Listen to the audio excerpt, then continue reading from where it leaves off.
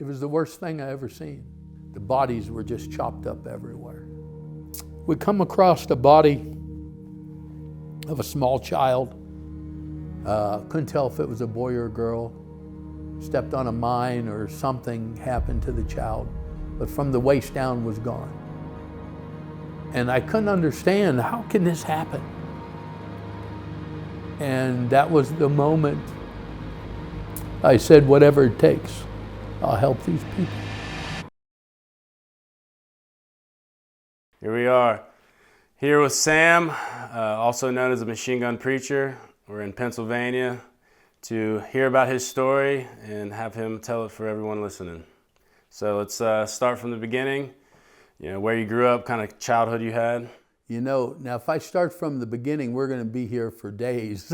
But no, I grew up in a Christian home, and when you look at my mom's story, I had a sister that died before my mom had me. And she was just a little girl, and when she died, my mom had a nervous breakdown. And she was sitting at the house one day, and she was just staring out the window.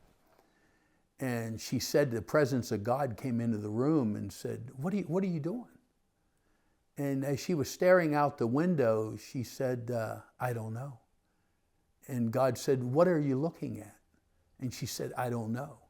And then when she looked again, she was looking at a swing set that both of my brothers were playing on the swing set. So when she lost that little girl, her mind just went until that moment. And she went to a Billy Graham crusade right after that. And one of the preachers at the Billy Graham crusade told her that she was going to conceive a child and he was going to be a preacher. So then she went to another crusade. This was years later, and I'm standing next to her, holding on to her hand. I might have only been 2 years old. And the preacher prophesied over her again that the child standing with her was going to be a preacher one day. So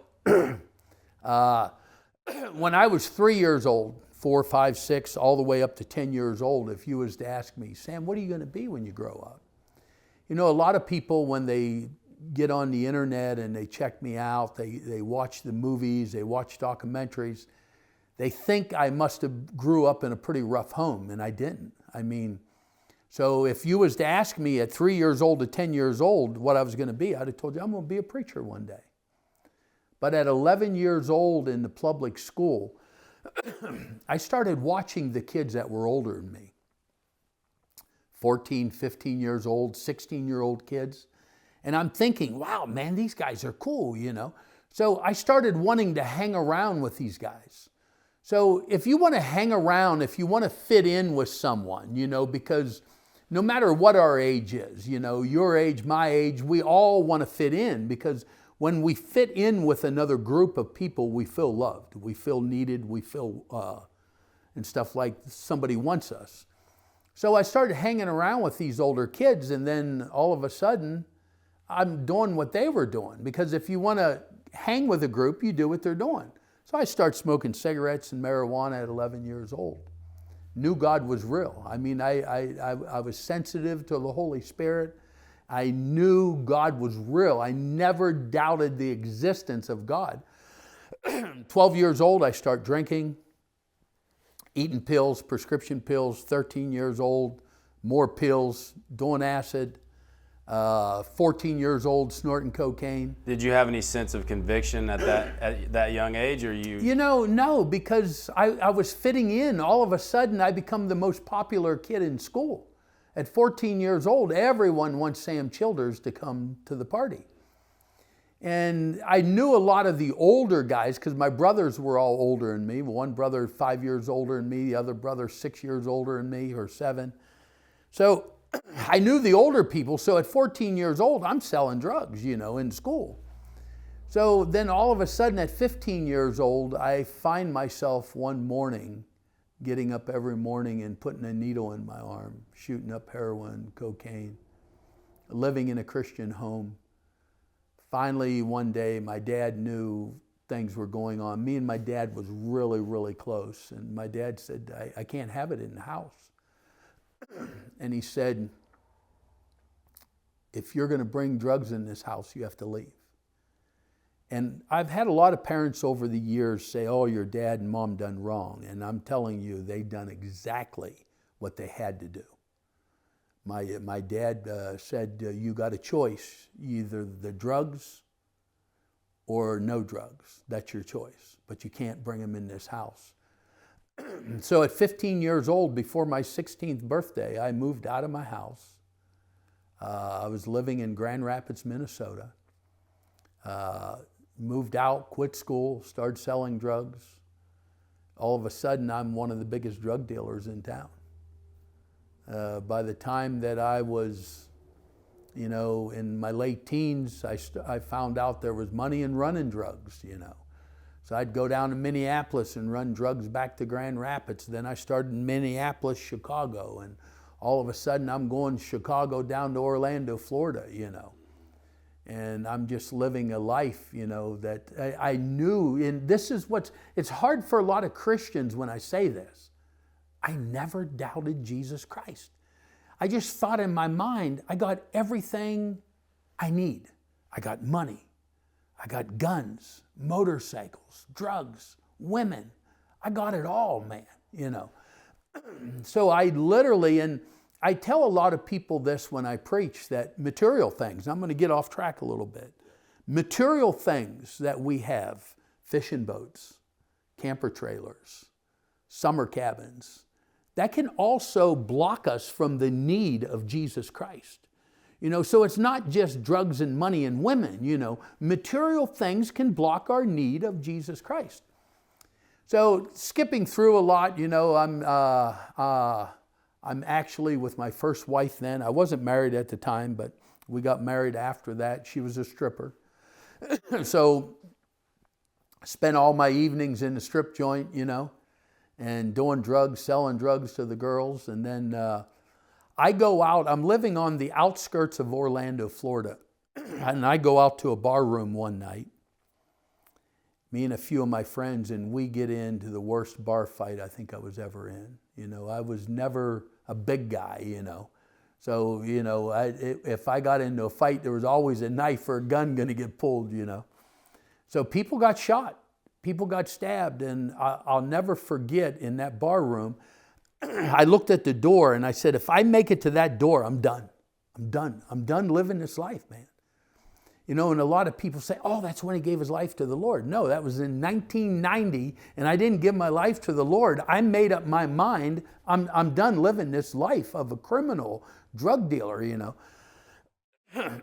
So I literally, as I was trying to get to the door, I'll never forget, there was people on the floor. One guy was holding his guts in, he was stabbed, and he was crying, and I'm talking big, tough guys, One guy was shot, told his friend, he said, tell my mom, tell my dad, I'm sorry, And so all this stuff, it's like a slow motion happening.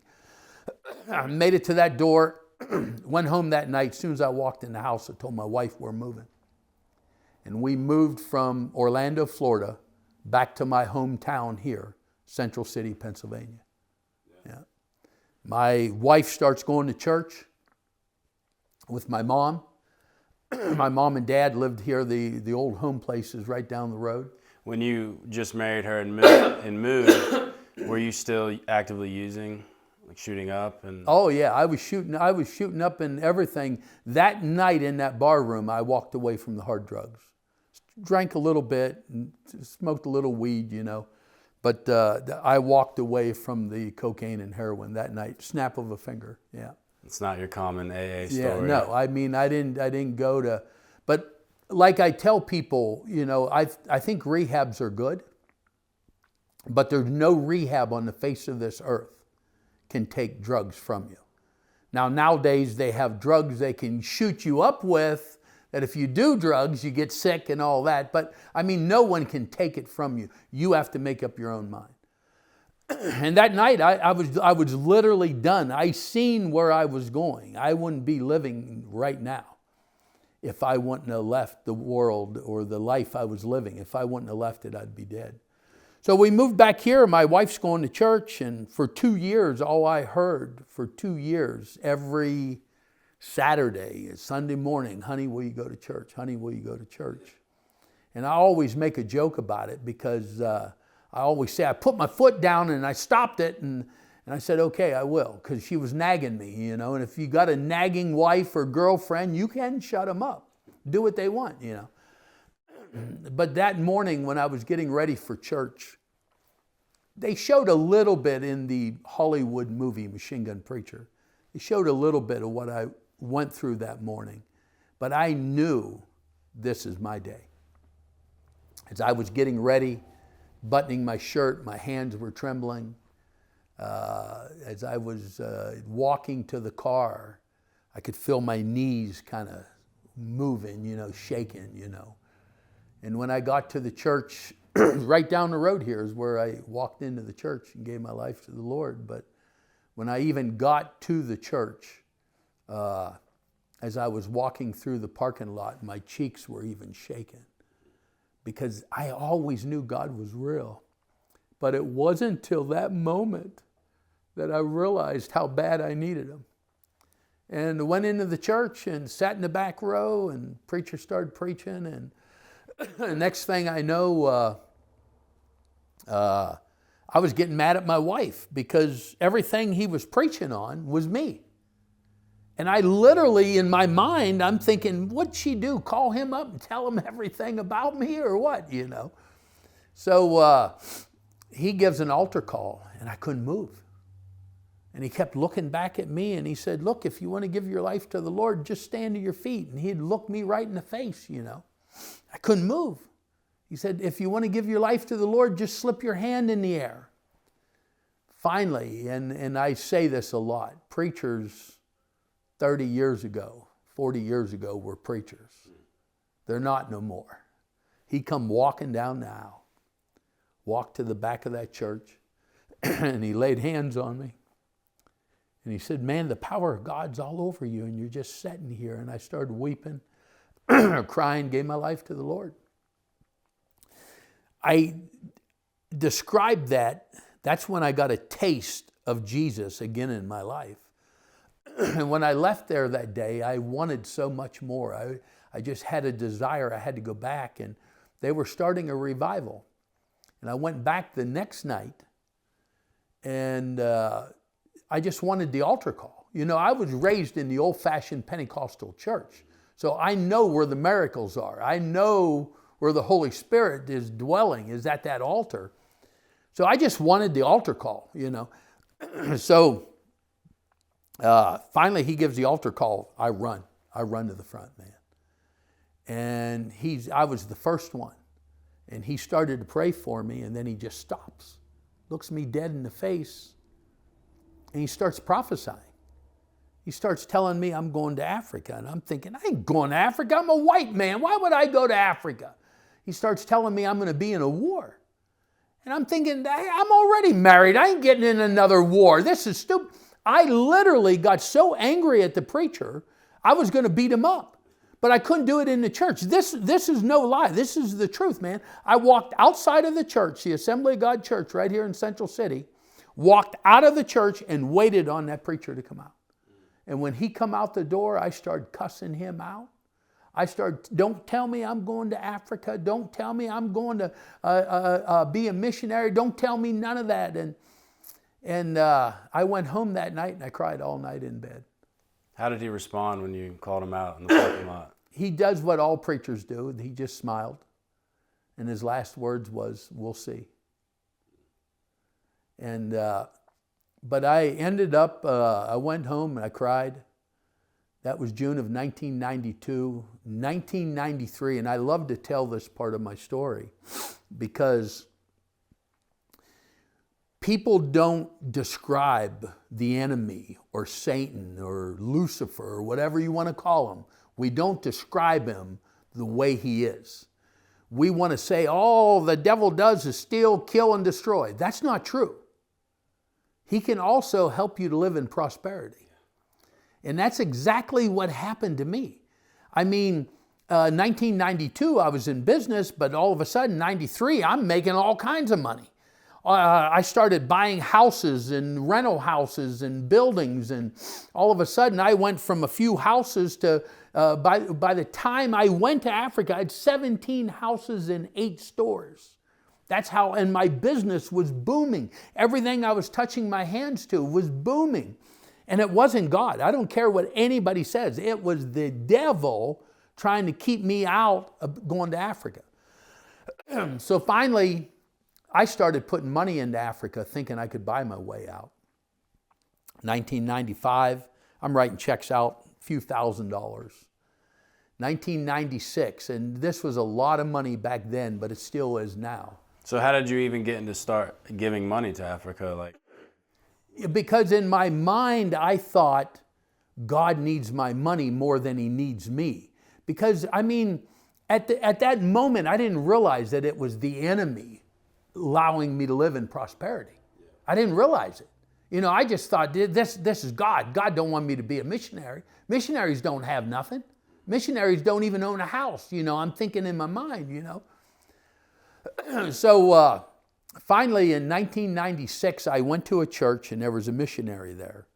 And I wrote out a check for $20,000, put it in the offering plate. And I'll never forget, I come home that night, it was a beautiful evening, right here at my old house down the road. And I stood on the veranda, on the porch out front, and I started reminding God what I just did. That's how stupid I was. I started, God, did you see what I did tonight, God? God, did you see what I did?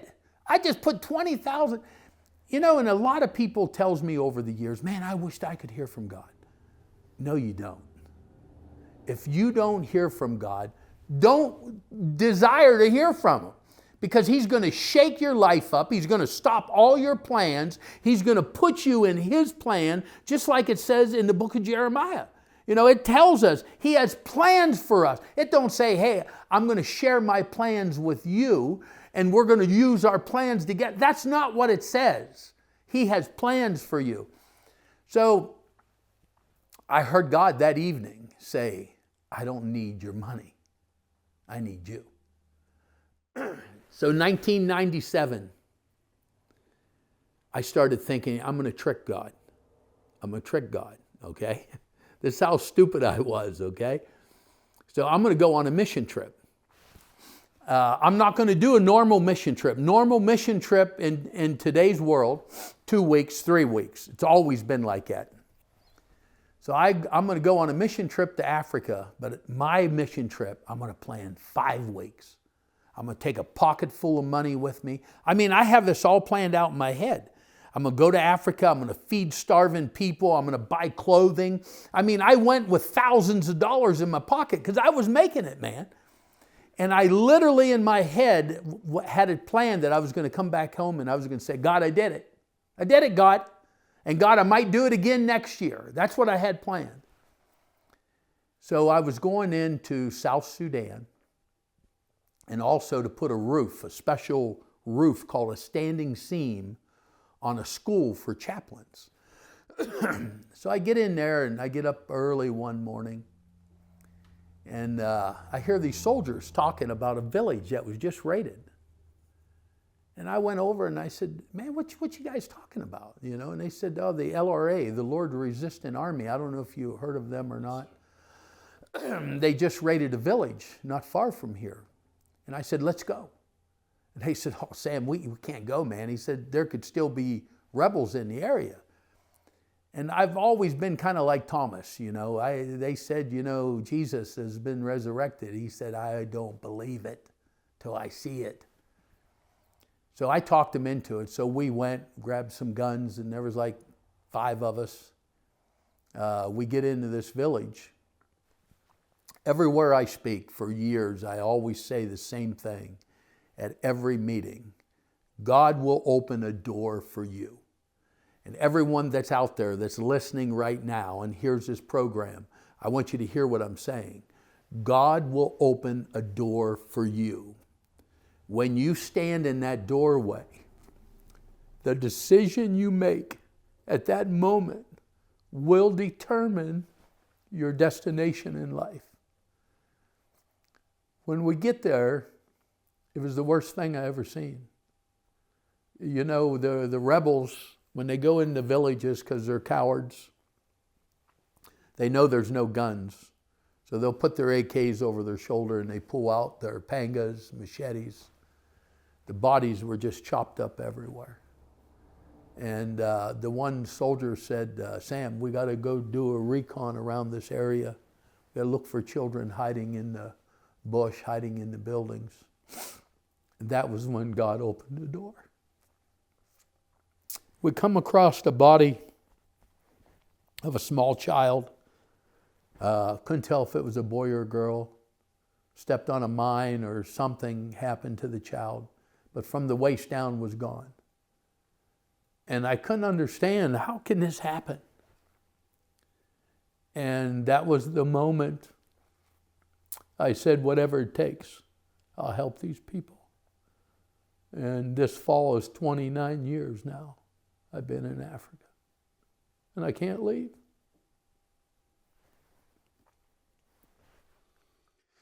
So, in that moment, it obviously moved you. What did your life look like immediately following that? I come home.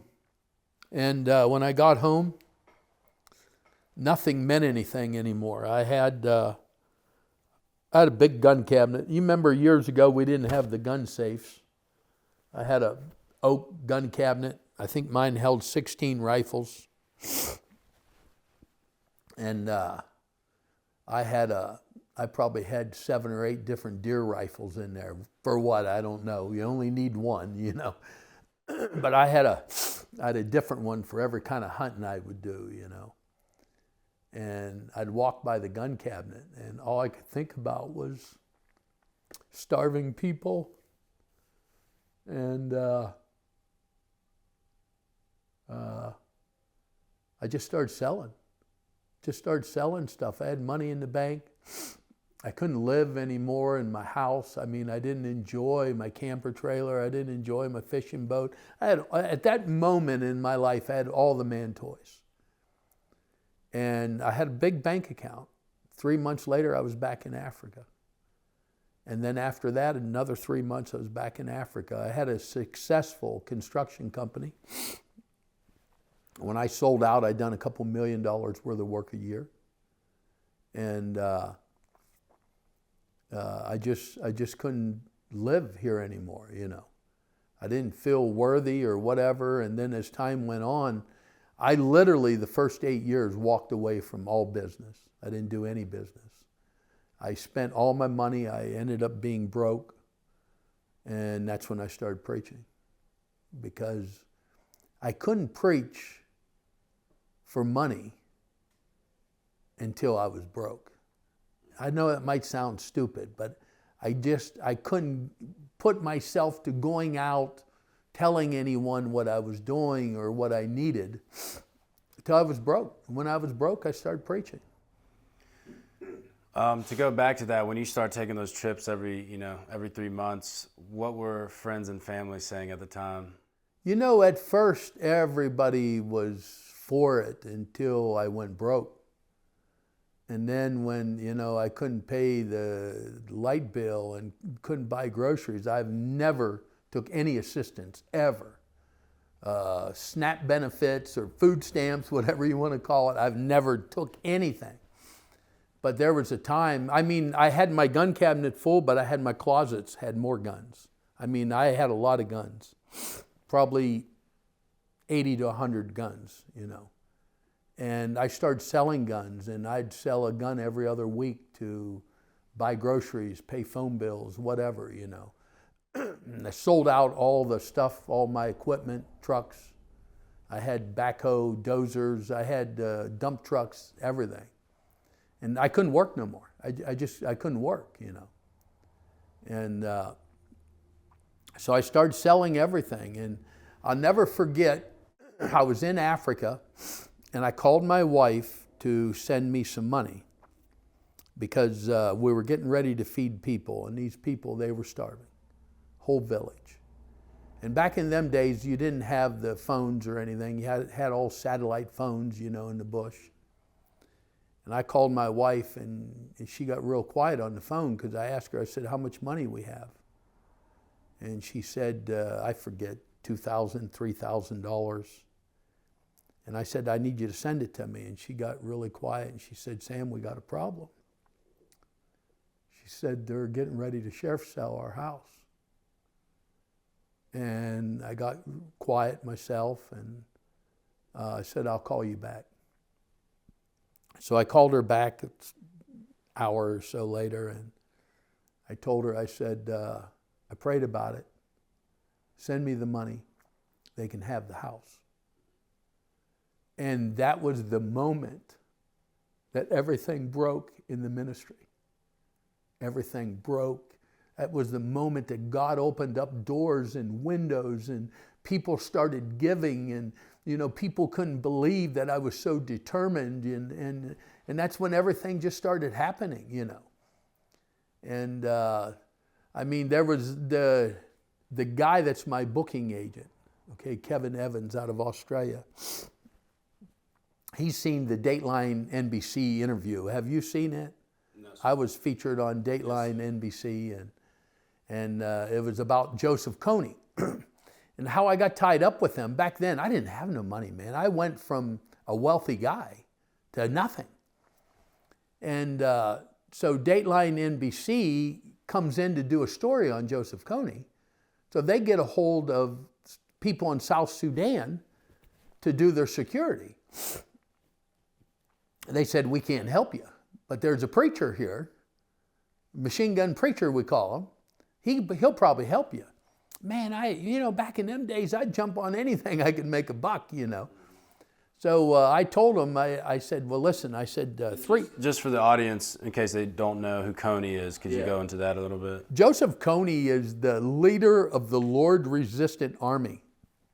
Excuse me, the Lord Resistant Army was out there for a number of years trying to overthrow the government of Uganda. But then what happened, President Bashir of Northern Sudan, knew about these rebels. There was a lot of other little rebels. So President Bashir comes in, and he's financing these rebel groups with guns and money, whatever they need, you know, to cause chaos. So Joseph Kony was causing a lot of chaos in South Sudan and also northern Uganda. That's where I live now, northern Uganda. I can't leave, you know. So anyways, everything changed at that moment. Money started coming in. Dateline NBC, I'm in the bush with their film guys. Keith Ross, I think it is, done my interview, but he done it in Uganda. He didn't go into the bush. He made it look like the bush, okay? And I've been trying to get a hold of him, see if he wants to update everything. But anyways, we'll see what happens. So Dateline NBC comes into South Sudan, and the one producer says, Sam, do you mind if we do a little bit of the story on you? And I'm thinking, man, I said, I don't want nobody to know I have a gun in here. I said, you know, I was worried. I just started preaching. You know, I had money was coming in, and I don't want people to know I'm having a gun, getting in wars and battles, rescuing children. So he said, no, we'll keep it all down. So all of a sudden, I mean, I'm a hillbilly. You can see the area I'm living in. I'm a hillbilly from Pennsylvania. All of a sudden, this Dateline NBC thing comes out. I think it was 2004 or 2005 it comes out. They do a 1-hour special, 30 minutes on Joseph Kony and 30 minutes on the preacher hunting Joseph Kony down. And I never was hunting Joseph Kony down. I was rescuing children, you know. So then my life flipped overnight. I mean, literally, when this thing hit Dateline NBC, we had a small website at the time. It crashed. Phone was ringing off the hook. People, producers and stuff were coming to my house. I mean, everything just flipped overnight. So I called a man from Cornerstone Television. You know, I always tell people, when God opens up a door, more than likely, don't ask your friend for advice. And even though I have no education, I mean, I was a drug addict, I was always good at business because I knew not to ask the people I hung with for advice. So I started thinking, who am I going to help me out here? So I called Tim Bergen from Cornerstone Television, and I said, Tim, I said, man, my whole life just flipped upside down. He said, I know, man, I seen the interview on you. He said, it was really good, Sam. And I said, Tim, I don't know what to do. And make a long story short, Tim said, what I would do, Sam, is write a book. Write a book, and if the book's any good, Hollywood's going to want to buy the rights for the book. And he says, and at the same time, Hollywood's doing their movie, get ready to do a documentary. And then when that documentary's getting done, go ahead and write another book. And that's exactly what I did over the years.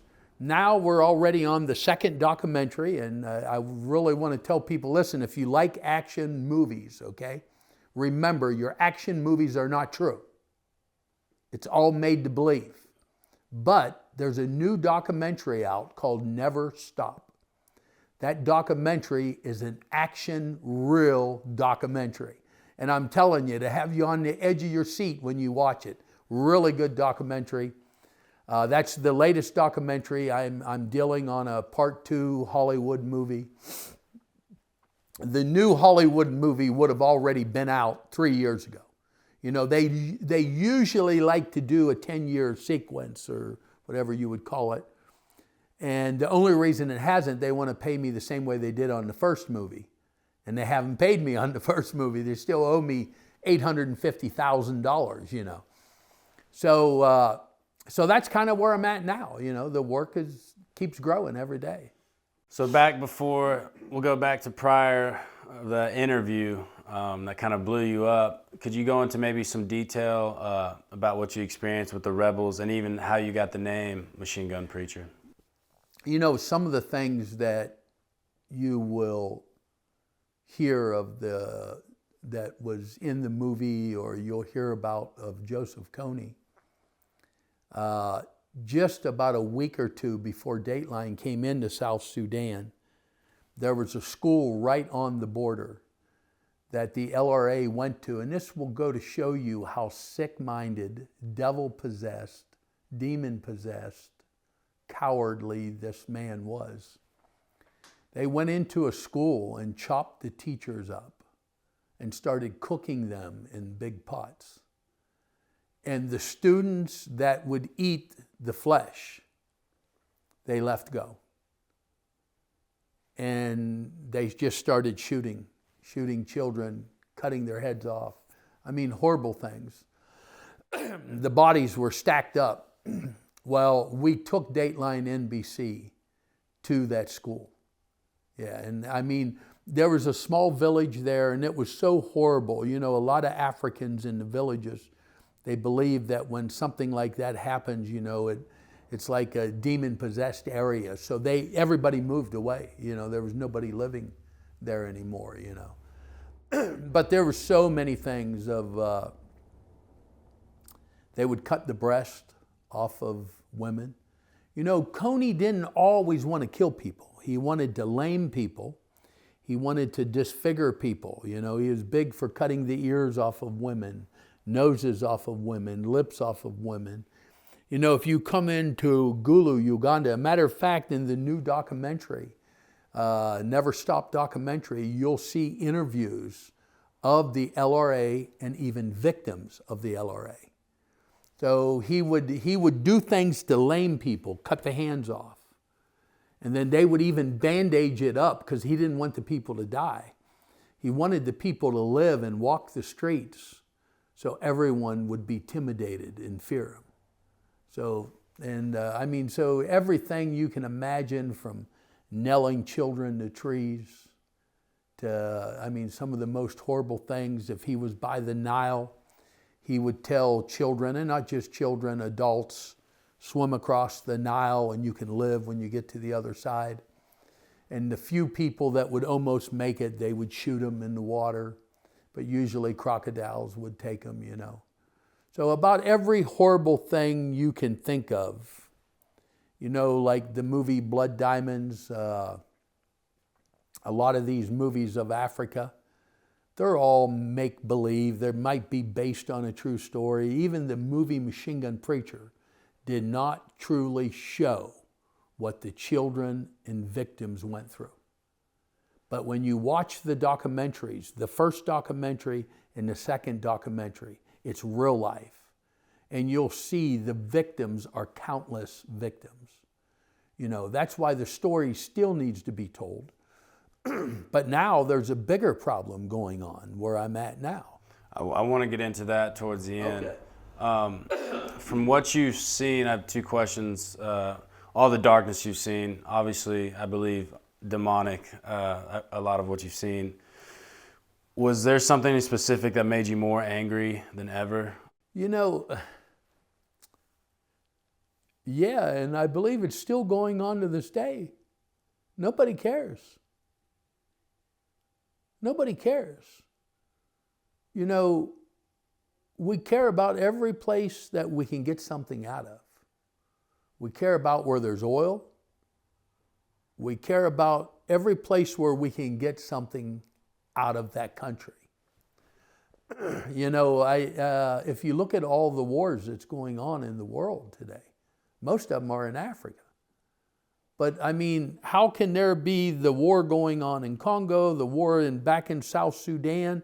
Right now we have Darfur, Sudan, and South Sudan was basically, or still is, all really one region. They had 3 genocides in the last 25 years. Most people listening to this interview don't even know that. Most people listening to this interview don't even know that U.S. satellites just found 2 mass graves. Did you even hear about it? Yeah. 2 mass graves, and they said that there was found to be at least 100 to 200 people in each mass grave. Then they changed their satellites, moved them, or whatever they do. I have no technology. I'm just good with a gun. But they have no technology, but I have no technology, but they moved these satellites, and they're saying now these mass graves could be thousands of people. But you want to know something? Nobody really cares, you know. So I just knew that I had to do something, and I think that's really what keeps me there. But even, you know, you look around at my motorcycle shop, you know, and, you know, I have a lot of nice stuff, you know. You didn't even really look around yet, you know. But none of it means anything to me. Everything you see in this shop, you got money, you can buy it. I ain't got nothing I won't sell right now. I mean, none of it means anything to me. And I mean, the only reason I'm even here is I come back here to raise money to keep the work going. Otherwise, I would never leave Africa. I would die in Africa and never come back here. Yeah. On a faith standpoint, whether it was that first child that you saw stepping on the that had stepped on the mine, or what you experienced in the school, was there ever a time that you saw something so dark that maybe it made your faith fragile or questioned God? You know, no, because the only thing that ever kept me believing in God was how my parents brought me up. So I knew the Word of God. You know, before I was 11 years old, I knew the Word of God. I knew all the Sunday school stories, man. I knew them all good. And I knew that the promises that God gives us are not for here on this earth. They're the real promises that we should all desire is after this life. Eternal, yes. Yeah, you know, so it wasn't that I never did doubt Jesus Christ. You know, sometimes, and it's not even a God thing, sometimes I can't understand some of these big organizations. I'm not going to mention names, but they're bringing in multi-millions of dollars. And some of the people or directors of these big organizations are making, you know, $250,000 and $200,000 a year, $180,000 a year, you know, and all expenses. And I wonder why I have to struggle the way I do, you know, to do what I do. You know, I feed over 10,000 meals a day. You know, I got 5 different orphanages and children projects, you know. I drill a well every month, you know, and I struggle to do all of that. And sometimes I ask myself, God, why don't I have donors that are $1 million donors, you know, and all these other organizations, they got them, and I know what they do. I can't tell you how many organizations. I run one of the top 10 security companies in East Africa.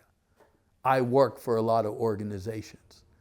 I can't tell you how many people will come in from America, stay in 5-star, 4-star, 5-star hotels, go into the villages during the day, take their lunches, take their water, go in and take pictures of starving people and people hurting, go back to their hotels, do this for a week, and then come back to America and raise hundreds of thousands or millions of dollars and, you know, use a lot of the money on themselves, you know.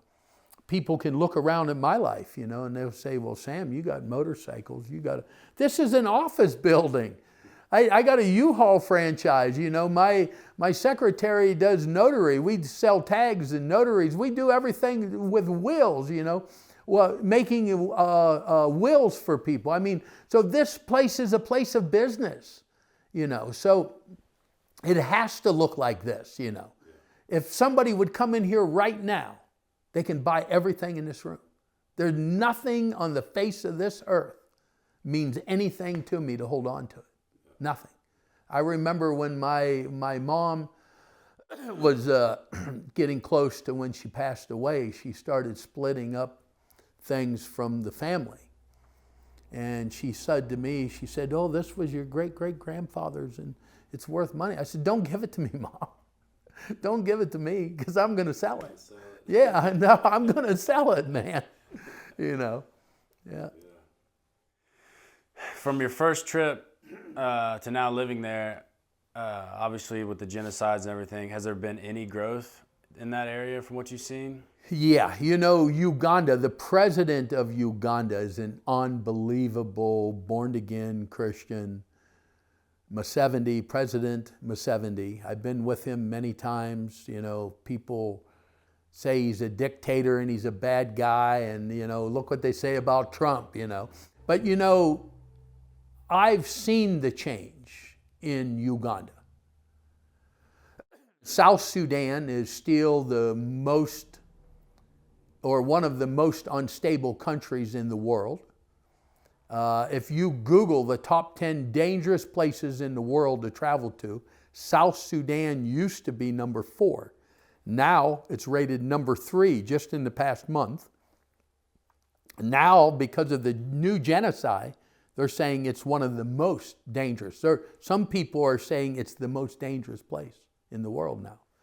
You know, so, but I've seen in Uganda so many changes for the good, you know. You got to remember, it takes at least 20 years for a country to be rehabilitated. So there's still a lot of work needed in Uganda, you know. And my wife is Ugandan. I was divorced a number of years ago, remarried in 2018. Me and my wife work side by side. She works also in security.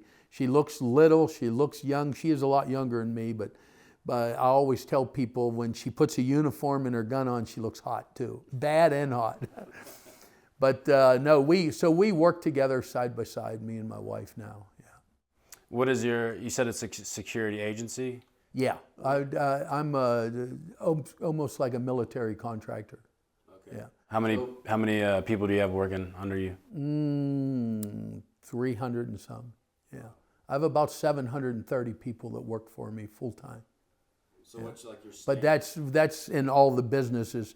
You know, one of the things that I led my life for so many years, and still this is how I lead my life. I believe if you want to change a nation, Jesus Christ must be first. Second is education. I know how important education is. I have none. I don't even really have a 9th grade education. I couldn't read or write at 14 years old. So I know how important education is. We've built 7 schools over the years from the footer up. Right now as we speak, we're building number 8th school in the bush, deep in the bush, northern Uganda. I can actually get you some pictures of it. I mean, it's unbelievable school that we're building because I know how important education is. And I think a lot of these missionaries, I think they got it wrong, man. I think they got it wrong, Some areas, yes. But I mean, a lot of missionaries, they believe, oh, we're going to go to Uganda. We're going to teach people about Jesus. Really? You're going to go to Uganda and they're going to teach you about Jesus. They're going to teach you how to pray. They're going to teach you how to worship. We don't go to church in Africa for 45 minutes, man. You go for like 6-7 hours or so, That's church in Africa. They have faith that we don't have, So, I mean, listen, I'm not putting missionaries down, but I believe if that's all you're going to do, maybe stay home, okay? Just stay in America, Because I believe that if you really want to change a nation, you should get into education. But then for me, what made me successful in life was my dad teaching me how to use my hands. So we're very big into teaching skills and trades. My very first business, after I went many years just gospel of Jesus Christ, and then I feel God moved me back into business, I started a restaurant in Kampala, Uganda, and I started this restaurant from nothing, and all of a sudden I got a booming restaurant, And then I seen there were so many young people being taught how to be a chef, being taught how to be a prep chef, line chef, waiter, waitress, So then I knew I had to do more because it was working. So I bought a farm in northern Uganda, and I love to tell people about the farm because in the Word of God it says, God will not give you any more than you can handle. And a lot of people say, where does it say that? I tell them, read the book front to back. God will not give you any more than you can handle. Now, you could be successful in the world. My success all came from Jesus Christ. So I bought this farm, northern Uganda, and it was like 200 and some acres. Now it's over 1,200 and some acres. Keeps growing. But 7 years ago, this would be the 8th year. 7 years ago, the farm just took off, man. And I mean, I'm not a farmer. I mean, I remember one time all the farmers came out to the farm and they said, Sam, us farmers, I mean, we're talking big farms, 5,000, 10,000 acres, farmers from Germany, South Africa, all around the world, They come out and they said, Sam, we're all farmers, we got to work together. And I said, okay. And they said, your crop is doing so good. What fertilizer are you using? I said, hell, I don't think I'm using any fertilizer. I said, I'm not even a farmer. And they said, come on, Sam, we got to work together, Tell us what you're doing. And I said, I'm telling you, I don't even want to be a farmer. I said, God said, plant this, plant that, do this, and it grows. So 7 years ago, right when everything was at its peak, God says, I want you to start giving your main crop away. And I'm like, come on, God. We're just starting to make money, And God said, no, I want you to give it away. Just to tell you a little bit how big just the farm got.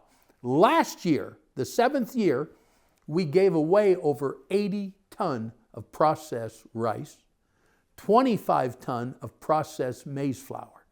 So you're talking feeding thousands of people, not 1 week, not 1 month, 3 to 4 months ration of food.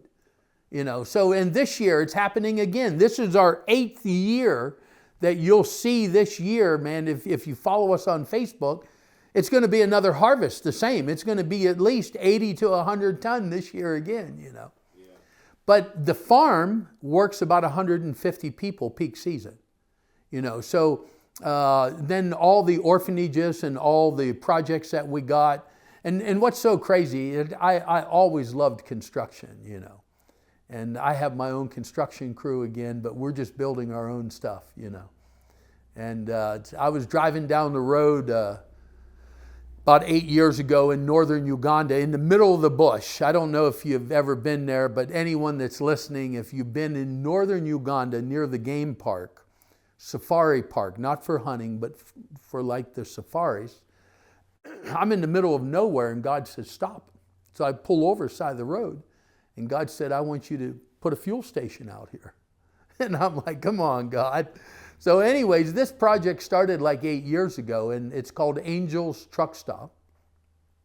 And this is how big God is, okay? Started out 10 acres. Now it's 75 plus acres. Shale, we all know shale. used to have the largest truck stop in East Africa till my God got involved. Now we own the largest American-style truck stop.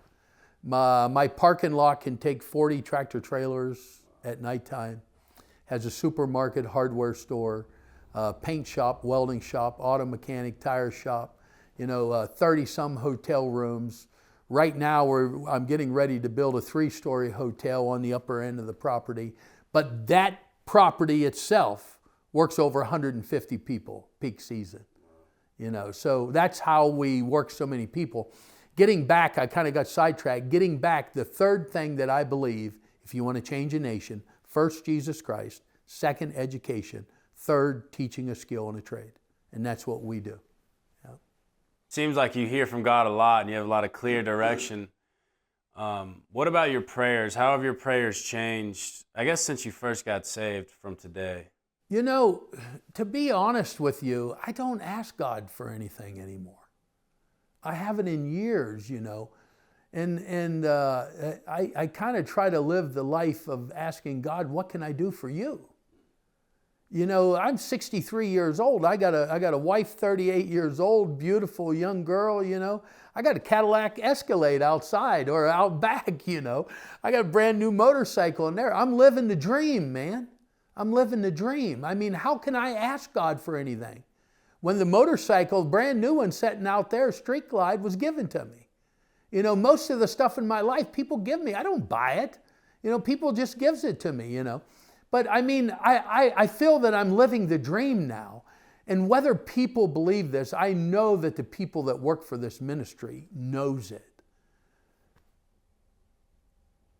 I ask God every day, God, what can I do? I have people right now that are saying to me, Sam, you're 63 years old. You're living pretty well. Why don't you just hang it up? I own and operate one of the top 10 security companies. That's where I do well at. And we should be saving money from that company, and we spend it all on the work that we do, And so I mean, I'm living the dream. I got a new house in Africa. My wife is pregnant, and in a few months I'll have how many men 63 years old still producing, man?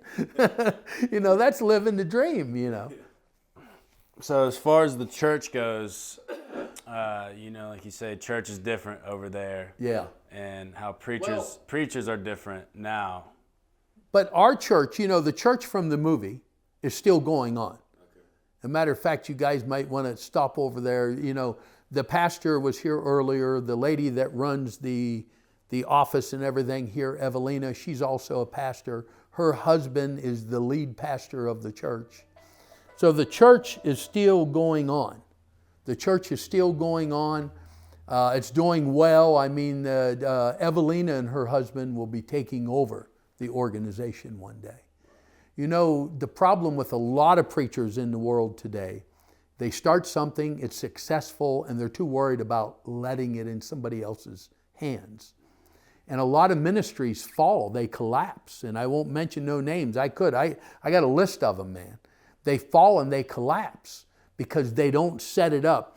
Because of what I do in Africa, I've been in over 10 major battles. They've ambushed me over 10 times. I've been assassinated over 10 times. So I knew when I was in my 50s that I could be killed. So when I was in my 50s, I started shaping this organization that is still going to go on after God takes me out of this world. If there's one thing I wouldn't want is to be laying on my deathbed thinking at that last moment, it's all going to fall. And I gave my life for it. So Evelina, her husband, they're taking over one day, And as far as I am now, I mean, I call her my daughter. Their son is my grandson. Evelina and Michael's in Africa 3-4 times a year. My grandson's with me all the time. He's going to be 4 years old. He's always with me in Africa, Yeah, so I mean, So our organization is not some organization that you would throw money into for a feeding program and that could collapse one day. It's being built, it's set up, that it's going to go on, and I hope it goes on till the sound of that trumpet. You mentioned firefights and those things, and we haven't gone over why you're called the machine gun preacher. Well, I don't know why I got the name machine gun preacher. Most of the time, you go to YouTube, and I don't know if you looked on YouTube on me. There's some pretty good stories of me in the battlefield. And most of the time I'm carrying a pump shotgun, So I don't know how I got the name, but no, I'll tell you the name machine gun preacher. I had a dream one night that God gave me the name machine gun preacher, and I don't dream very much. So I called my mom and I said, Mom, God gave me a new name. And my mom was all excited, and she says, come down for breakfast. I want to hear all about it, So I go down and I'm telling my mom, I had a dream and I feel God came to me in this dream, because I don't dream. I hardly ever dream, I felt that God came to me in this dream, and not felt, God did. And he told me that he was giving me the name machine gun preacher, but it was a marketing tool, that the name was only to be used as a marketing tool, You see there's clothing outside there, we'd probably do $600,000 a year in clothing, and machine gun preacher shot glasses, coffee cups, wine glasses, everything you can think of, machine gun preacher, bumper stickers, beard oil now, beard oil, So I told my mom, I said, she said, what's the name? And I said, machine gun preacher. And she said, no, that's not a good name. But what it does, most churches that I feel probably don't even want Jesus in, that don't want me, a lot of it is because of the name. But the churches that are really into outreach want me in their church.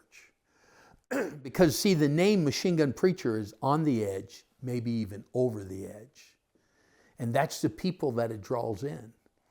If you bring me into your church, you bring me into your venue, I do from clubhouses, motorcycle events, to churches and venues, hotel venues and stuff.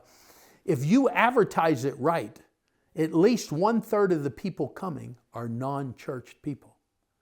So the name is not just a marketing tool, it's a tool to build the kingdom of God.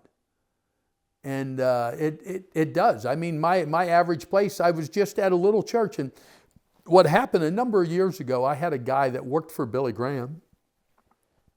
Matter of fact, I'm pretty tight. I talked about Billy Graham with my mom. I'm good friends with his grandson. But this guy was a booking agent for Billy Graham.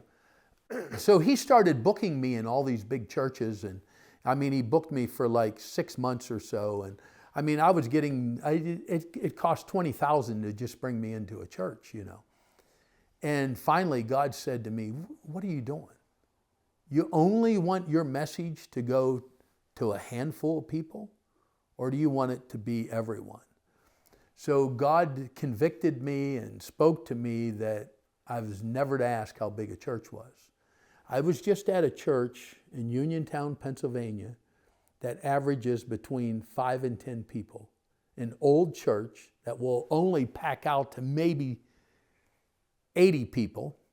We filled it, So that's what the name machine gun preacher will do. No church can bring people out. A church, you can increase your people, So it's an opportunity when you bring the machine gun preacher into your church. It's an opportunity to hear an unbelievable story, and the story is about a man that was the most likely never to succeed in life. That was the machine gun preacher, me. And even if you're successful already, we all want more. So my message is for everybody. Yeah, I guess shotgun preacher didn't have much of a ring to it. No. But I like a shotgun. I'll show you some nice ones in there, man. Yeah. You are obviously very mission-minded, but what do you do for fun? To be honest with you, man, just what I do. going to my orphanages, you know. When you come to Kampala, I'll tell you a little bit of an average day in Kampala, okay? Like I said, we run one of the top security companies. So the main office is an office building in Kampala. We own it and everything. We do escorts. I do all the escorts. I still work at 63 years old. I'm the guy in northern Uganda when there's calls in the middle of the night where somebody's robbing a place or there's a disturbance or a farm disturbance or something. I do all the calls in the middle of the night. So, I mean, I work. I mean, I love it. I mean, I love what I do, but probably what I do the most for like fun is like when I go into Gulu, I go to my orphanage in Gulu. When I'm in Kampala, I have an orphanage in Kampala. South Sudan, I have an orphanage, you know. So I spend time on the orphanages, you know. Still rescue children to this day. I don't do it as much as I used to, you know, because times change. For me to do a rescue, and it's not much money, but it's a lot of money, it cost me $10,000 to do a rescue. And people say, well, how can you spend $10,000? You got 15 to 20 soldiers with you. You give them an incentive to be with you. You got to buy food for everyone. You go in the bush for 2 weeks, 2 or 3 automobiles. I mean, $10,000 is just gone, you know. So I still do rescues. We just... How common is it like for violence to happen during a typical rescue? You know, I haven't been in a shootout in almost 2 years, but I was in 3 in 1 year. So before that, you know. So, you know, it can happen pretty often, you know. When you run a security company, I mean, so you're always into something. But as far as the rescues, I try to do 2 to 5 a year. Now, we just recently had one of our donors put up $20,000 for 2 rescues. Yeah, so the end of January, 1st of February, I'll be in the bush doing rescues again. Wow. Yeah, I'll be in Zone 1 in Congo. Yeah. That's great. And who are these people that you typically hire? You know, so I own the company. So I like to hire ex-policemen or military people. That way you don't have to train as much. You know, but our company's 35% women run. Now, I don't take women naturally into a war zone when we're doing a rescue. But I work with the military. When you go into war zones, it's not like it was 25 years ago, 28 years ago. You just went, you know. There wasn't even a government in South Sudan. So now everything's changed. But you know, it's something how when you're in God's will, God will set you up for His future. If I didn't own the armed security company, I couldn't do what I'm doing to this day. You know, when I travel in Africa, you know, I've machine gun on the seat, you know, sidearm on, you know, and it's all legal. You know, it's not like I'm some crazy nut out there doing something illegal. We own a security company, you know. Our company, we do escorts. We escort VIP people all over Uganda, you know, and East Africa is an East Africa nation now, you know. So there's several countries that we can even work in. You just got a license in every country. But no, I mean, so that's my life, you know, and I don't really go on vacations or anything, you know. Very, very seldom. I just built a new hotel at the Angels truck stop. So me and my wife used to go into the safari park. We'd go into the park and we would stay in the hotels there to kind of, you know, enjoy. But now mine's nicer than what's in the park, you know. So we still go into the park. I do a lot of VIP escorts where a lot of wealthy people, government people will come into Uganda. They'll hire us to do security, just follow them around, you know. Yeah. I just have a couple more questions for you. Whenever the motion picture came out and the documentaries, did you have it? It fired me up, and I'm ex-military, but nothing with law enforcement really, or you know, any type of warfare. But it really fired me up. I'm sure there actually were war veterans from the American, army or anything that did they try to contact you? Yeah, we get wackos every week, wanting to go shoot people. And listen, if you want to go shoot people, you need counseling, okay? I mean, come on. I mean, half of these guys that talk the crap they talk about their war stories, they're not even true. Because if you can talk about shooting people with a smile on your face and you want to keep shooting people, you've never shot anybody. I mean, I think a lot of it, I know we got some really good special force guys that I know that was in the midst of the battle, but if they were here talking with me, they'd tell you the same thing. I mean, if you make it through a war, why you want to go shoot people? I never want to hurt people. I rescue children. I just do whatever I have to do to rescue children. So you get a lot of people, but a lot of people, I don't know what you went through in the military, but I speak in a lot of military bases. I was just in Germany, spoke in a couple bases, and people ask me, they said, well, Sam, how did you, I've been in guerrilla warfare for more than 26 years. How did you make it through it and don't have PTSD, And I believe because I went into the battlefield with Jesus Christ, for Jesus Christ, and I'm still there with Jesus Christ, for Jesus Christ. That's why I'm able to function. Yeah, but you get a lot of people there, and PTSD is awful. Believe me, I'm not trying to say it's not. I mean, it's an awful, awful thing to go through. But I mean, people get a hold of us every week to this day, and they say, "Oh, I'm on disability from the military, and from what? Oh, I got PTSD, and I'm on this. I have this and this and this," and they want to go with me. I'm sorry, I don't want some guy next to me with a gun that head ain't right, I pray for our soldiers. I speak in a lot of military places. I was just at a big cafe that had a lot of military guys there suffering from PTSD. And all of them ask me, Sam, how did you do it? Jesus. And I believe if you have that problem now,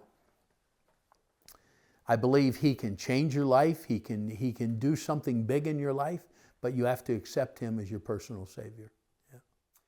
As any Christian encounters, atheists, people, agnostics who will just say, oh, maybe you were just brave or whatever. You're just making this God thing up. What do you have to say to these? Well, I can tell you this much. I have no education. None. Couldn't read or write at 14 years old. I don't have a diploma in nothing but a gun course. How could I have all of this if Jesus Christ was not still in the miracle working business? I think it'd be pretty cool for me to sit here and say, man, I delivered myself of drugs and alcohol, and I turned myself into a successful business, but I can't. That would, maybe some people want to hear that.